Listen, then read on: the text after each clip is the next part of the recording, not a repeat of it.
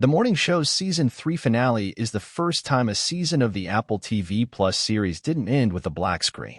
Both Seasons 1 and 2 had wrapped with a broadcast that cut to black, delivering back-to-back cliffhanger endings that provided then-showrunner Kerry Ehrin, who developed the series, and the writers with enough runway to completely shift the series when it returned.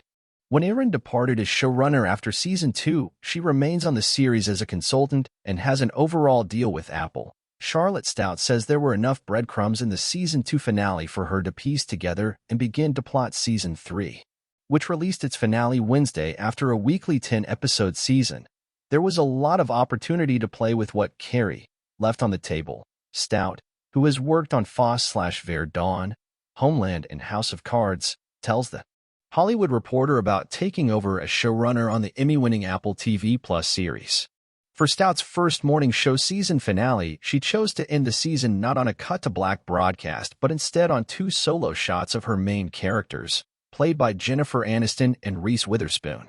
The fiery friends, loyal co-anchors, and ethically blurry truth-tellers at the morning show's UBA network have always ended the season by blowing up the place up from the inside out, first in the #MeToo era and then during the pandemic.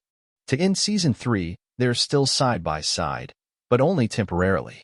The final scene sees Alex Aniston supporting and escorting Bradley to the FBI after the latter made the scary but right decision to turn herself in and face felony charges for protecting her brother, who assaulted a police officer during the January 6th insurrection, a moment she captured on camera and withheld in her reporting.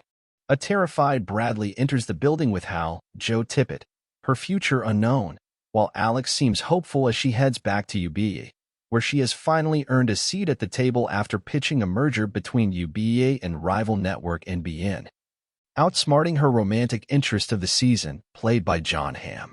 The two women have never been further apart in their career trajectories, yet they've cemented their bond as the key relationship of the series. The show is a love story between these women. The core of the morning show is their dynamic and how they change each other, says Stoudt, as she begins to plot Season 4 with her newly opened writer's room following the end of the Writers Guild of America strike. And I think that always has to be there, absolutely. So, we'll find a way. They'll be in the same room, somehow. Stoudt shares more about Season 3 and plans for Season 4 in the interview below.